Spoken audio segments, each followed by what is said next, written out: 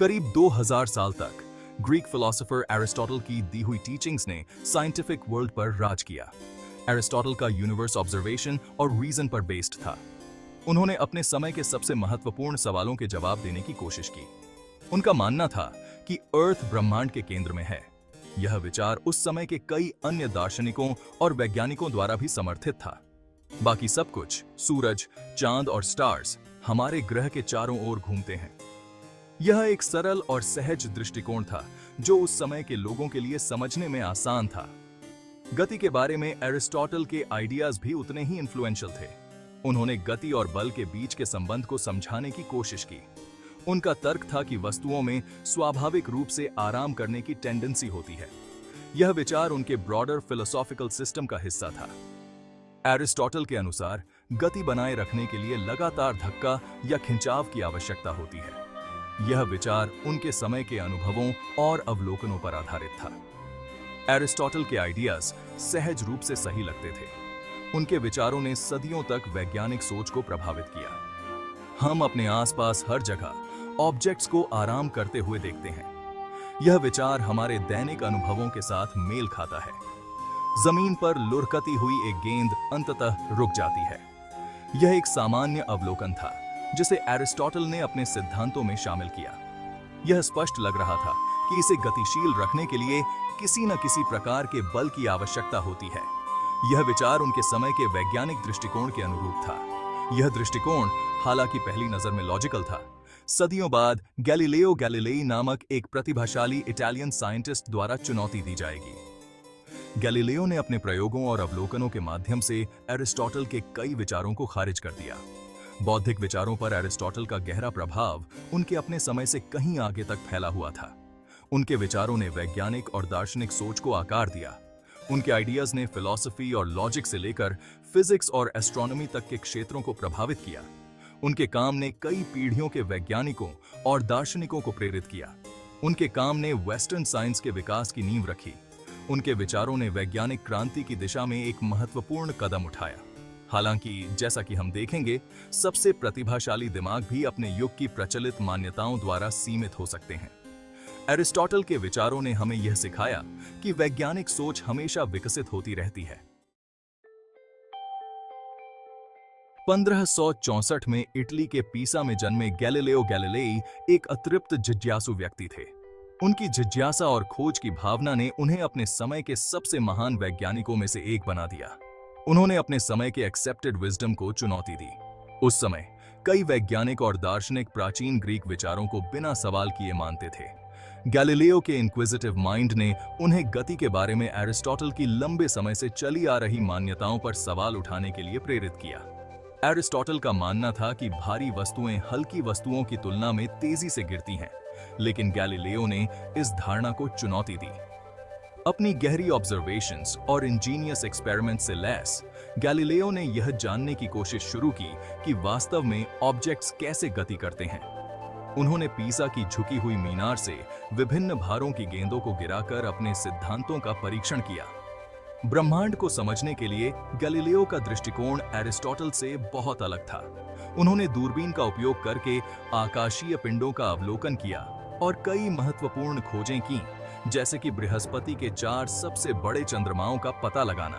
जहां Aristotle observation और reason पर बहुत अधिक निर्भर करते थे, वहीं गैलीलियो ने अपने हाइपोथेसिस का परीक्षण करने के लिए एक्सपेरिमेंट्स के उपयोग का बीड़ा उठाया।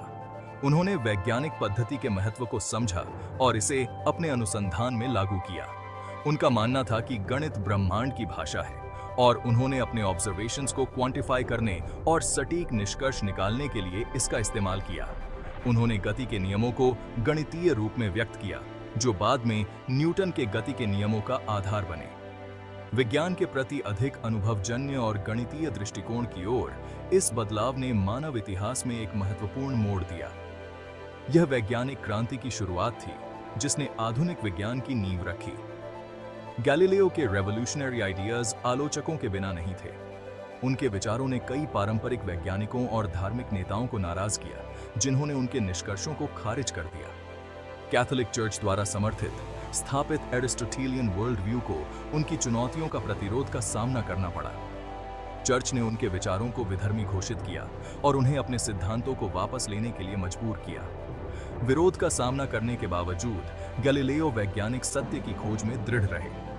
उन्होंने अपने जीवन के अंतिम वर्षों में भी अपने अनुसंधान को जारी रखा और कई महत्वपूर्ण योगदान दिए। उनके साहस और दृढ़ संकल्प ने वैज्ञानिकों की आने वाली पीढ़ियों के लिए मार्ग प्रशस्त किया। गैलीलियो की विरासत आज भी जीवित है और उनके कार्यों ने विज्ञान की दुनिया को हमेशा के लिए बदल दिया।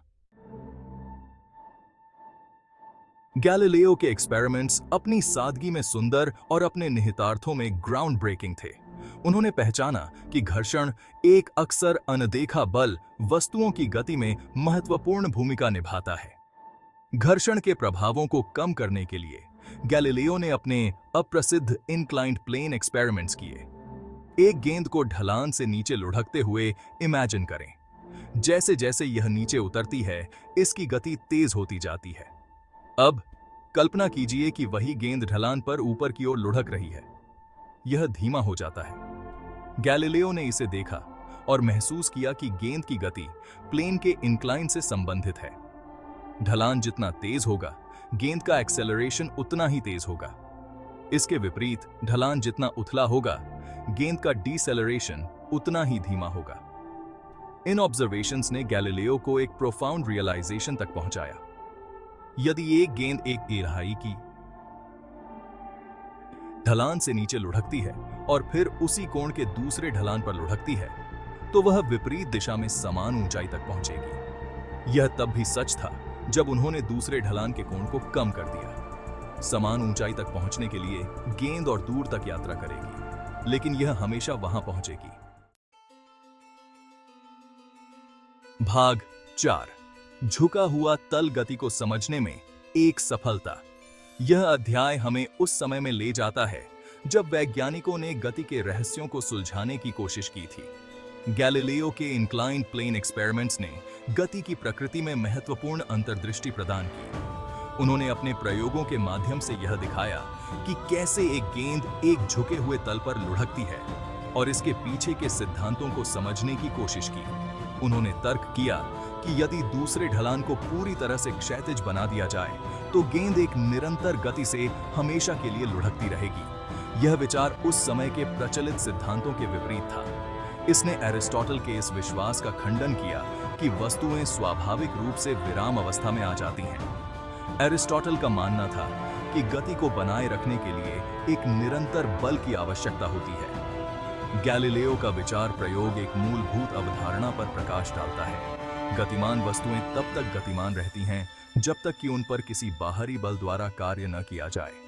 यह अवधारणा बाद में न्यूटन के प्रथम गति नियम का आधार बनी।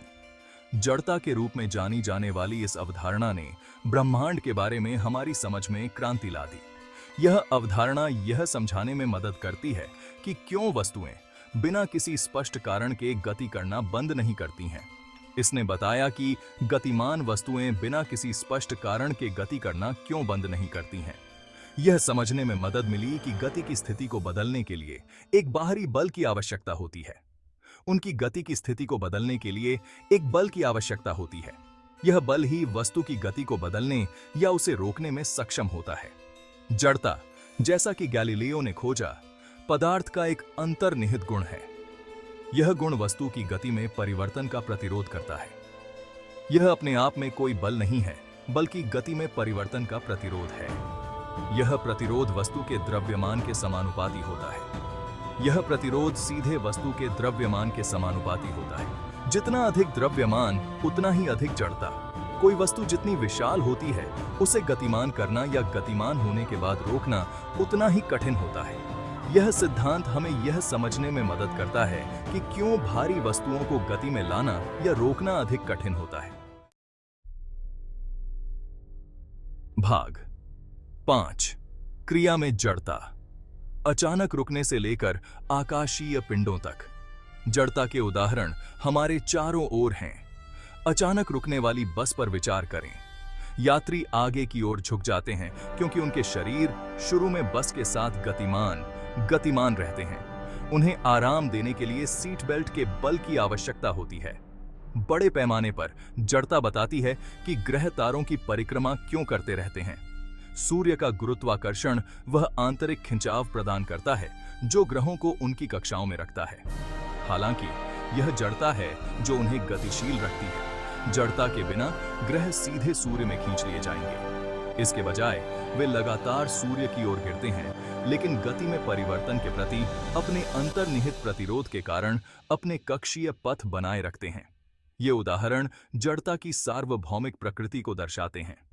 रोजमर्रा के अनुभवों से लेकर आकाशीय पिंडों की गतिविधियों तक ब्रह्मांड के व्यवहार में जड़ता एक मौलिक भूमिका निभाती है।